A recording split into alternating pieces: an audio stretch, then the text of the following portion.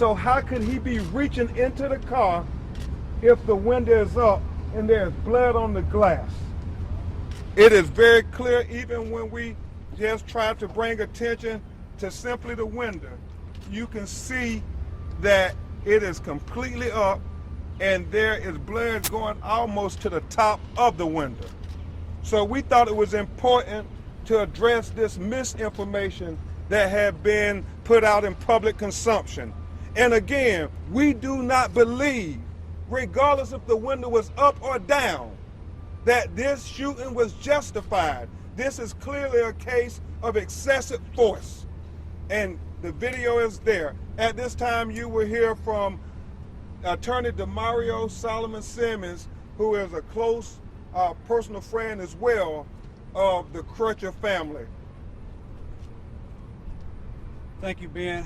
I just want to reiterate what Ben said, that this is unjustified regardless of the fact that the window is clearly up because of the video. We watched the video and it's clear to see that Terence did not have a weapon in his hand. It's clear to see that Terence was not being belligerent. The video clearly shows that Terence has his hands up. The video clearly shows, and I like what Ben said, the video has no alternative motive. It has no political affiliation. It's not trying to make a point. So the video just shows us what happened. And what happened is that Terence had his hands up. Terence was not making he didn't make any sudden movements. The only movement that happened is when Terence was hit by the taser. And he was shortly thereafter shot. And his blood splattered on this window, on this car, and it just rolled all the way down. And it pooled as he bled out without anyone coming to his aid. That's why this is unjustified. That's why this is unnecessary and excessive force. But this video clearly shows, and the real beauty of video in daylight, it's undisputable.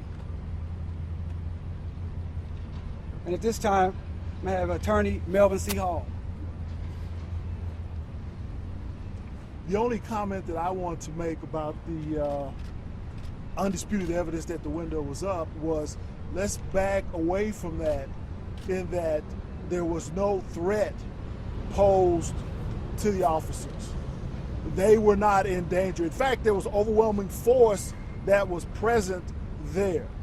The officers were at a safe distance away from the vehicle. There were at least 4 officers, all of whom were armed, in the video at the time. The proper thing to do would have been to maintain a perimeter and have a discussion and try to resolve whatever the issue that concerned the officers amicably and without the resort of any force. So to use force, particularly lethal, excessive force under these particular circumstances, was not justified. It was not warranted. It was not called for. There was no exigent circumstances that existed. There was no emergency situation that existed. There was no exposure in terms of the officers being in harm's way. When he had his hands up, that's a clear indication that he was not armed, and the window to his vehicle was also up.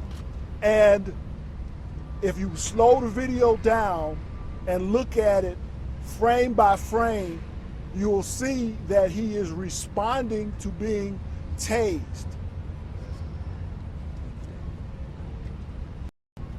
Now you hear from Briggs. Well, I was asked to address one issue that's been surfaced, and I'm not sure the facts about this. I'm not sure that anybody knows for certain. It's been suggested that Mr. Crutcher was under the influence of drugs or some intoxicant, some substance at the time. We do not know if that's true or not. We're looking into that. Let's assume that it was. You have to ask yourself again, what is the proper way to handle a situation where someone is acting in a strange way and perhaps not entirely in control of his emotions or his mental state at that time. This is the textbook case of how not to treat someone in that condition. I heard just this morning, as a coincidence, a public announcement, public information announcement about being some psychiatrist was being quoted about the fact that we have such a high level of drug abuse or drug addiction in all parts of our society, top to bottom, and how until we start treating it as a condition requiring care and concern and an appropriate approach, until we start treating it as a disease, frankly, we're not going to be able to handle that condition. In no way was Mr. Crutcher, if he were under the influence of any substance, there's no way this is an appropriate way to treat him when he clearly was presenting as someone suffering from some kind of unusual mental or medical condition. We just want to put to rest the idea that there somehow that justified his being treated as a criminal who was a threat to other people. Not everybody who's under the influence of some drug is a threat to other people, and we can't begin treating everybody in our society at whichever level they might be from as someone who is a threat to the rest of us because they have a serious condition known as drug addiction. We need to make that point clear. And before we open it up to questions and answers, just some things to point out to you. As David said, we don't know what justification, they're just suggesting things, throwing it out there to try to intellectually justify what we saw in that video as something to convince us that Terence Crutcher caused his own death. And we reject that suggestion. And as David said, Attorney Riggs, if we started to condemn everybody to death who might have some drugs in their system, all our neighborhoods would be affected. And so we know that's not correct. So we come here and we talk about transparency. The Tulsa Police Department, as well as the mayor and the district attorney, all said they want to be transparent so the community can trust them. Well, if that is the case, then be transparent. Go ahead and disprove this misinformation out there so the public, especially communities of color, will know that you're being on the up and up and you're not trying to cover this up or sweep it under the rug or try to suggest what we saw in that video was not what we saw. We saw it with our own eyes. And so we're here in front of the courthouse and we're going to present to the district attorney an opportunity for him, as he said, to show this family and this community that they are being transparent and they want to be very, very honest and clear about what happened here. Make no mistake about it. If this was any other citizen from the community where Mr. Crutcher lived and you had this kind of evidence, the investigation would be almost complete. And so don't continue to drag this out. Let's go ahead and bring this matter to the full transparency, the full trustworthiness of the elected officials, that the people, not only in Tulsa, but all over the world, will know that everybody is seeking the same thing, truth and justice. We will open it up for questions, and then we will visit the district attorney.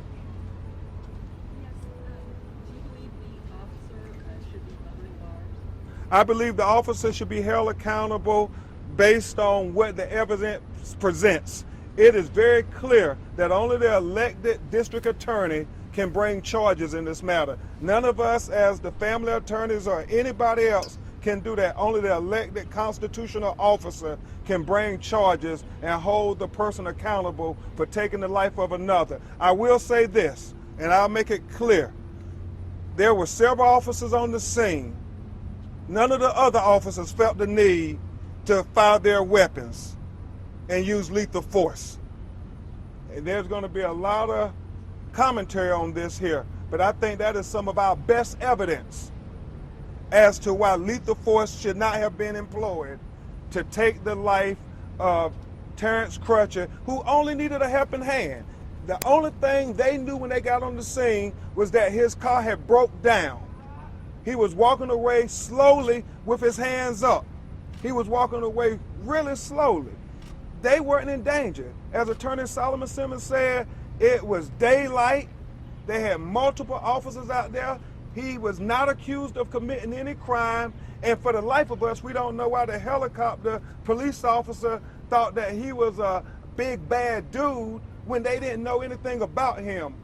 But make no mistake about it, there were several things could have been done to resolve this matter less than lethal force. When the dispatch call came in, you could maybe address this. The officer said, I have a suspect here who is refusing to raise his hand. I'm sorry?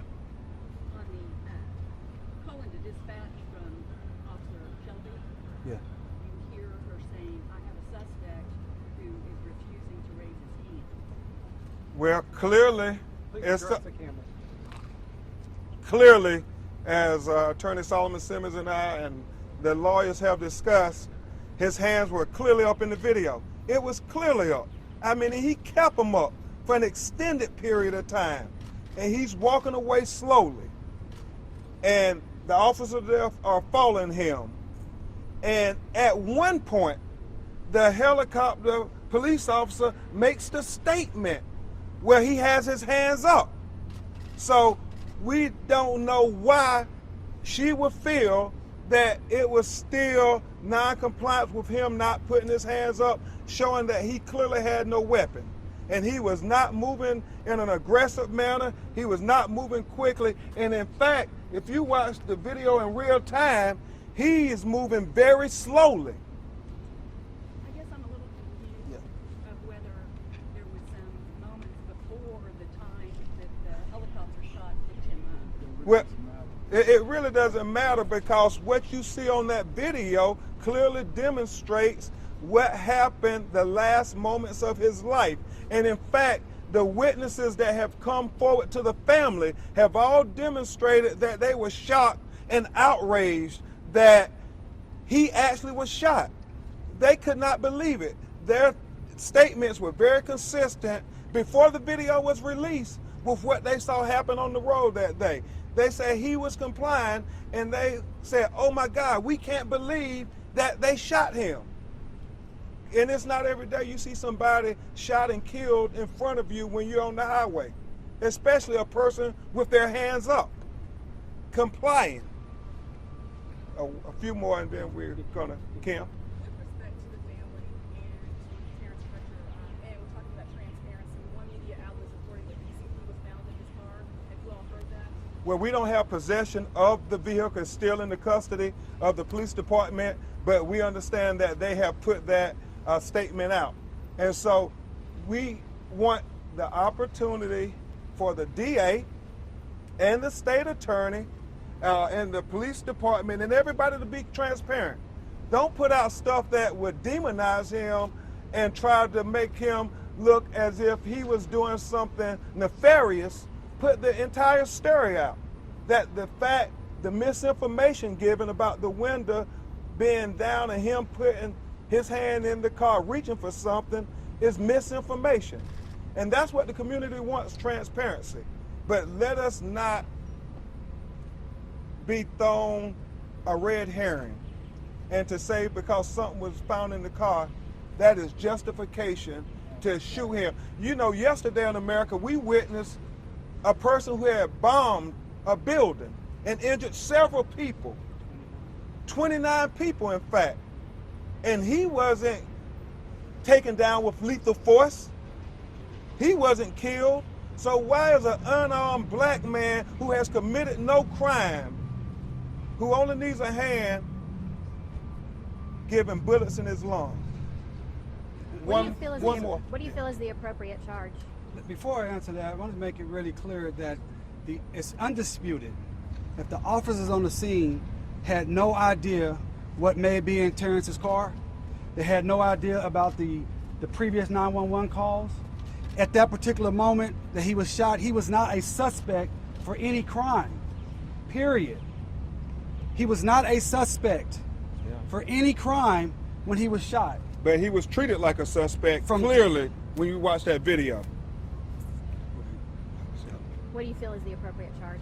Well, certainly the district attorney who has been elected here in Tulsa to represent all the citizens is very, very educated and skilled at what are the appropriate charges to bring forward when there is a crime committed. And we know this because people in our community receive that intellectual justification for bringing charges when we have far less evidence than this here. So the charges can range on a whole litany of things. It is up to him to charge the person responsible for killing Terence Crutcher with the appropriate charges for which a conviction will be sustained. But we want the prosecution to be vigorous, just as it would be vigorous if Terence Crutcher would have used lethal force on someone. And I will say, we've been talking about the leadership should be able to demonstrate leadership here. The police chief should make sure they have the policies in place that if they got body cameras, when you have interaction with citizens, when you draw weapons, you make sure those body cameras are on and that the audio is working. Because we could have heard everything that transpired simply if the officers would have followed what I believe is their protocol and turn on the body cameras. Why else have them? And they didn't have the body cameras or the body microphones engaged at the time. Secondly, we need implicit bias training, and this is not just for Tulsa, this is for all over America. Because for whatever reason, the helicopter police officer made a decision that this is a big bad dude. And they should not look at citizens like that, because if every big black man is going to be looked at as a criminal and taken down with lethal force, then our society is in a lot of trouble. And thirdly, the mayor and the city leadership should not put this family through protracted litigation. They should not have them relive this tragic incident over and over again, because his 4 children now have no father. His 4 children are going to have to live for the rest of their entire lives without a father. We think the city leadership should step up and try to address how to respond responsibly to Terence Crutcher's 4 children who lost their father, and what everybody who looks at that video with an open heart says was a wrongful death. Do you think it's possible he didn't hear the officer because of the helicopter? Well, they can make that very transparent for us. Thank you very much. We want to meet with the district attorney. Yeah, we will. Do any of Terrence's family want to say anything today? Not at this time. No, okay. Can I get the spelling of you guys' names? I don't know if everybody wants it. If they want you to say them into the microphone. Here you go, ma'am. Thank you. Okay, you have a card. Thank you, sir. Just with the Associated Press. Can I ask you a question private?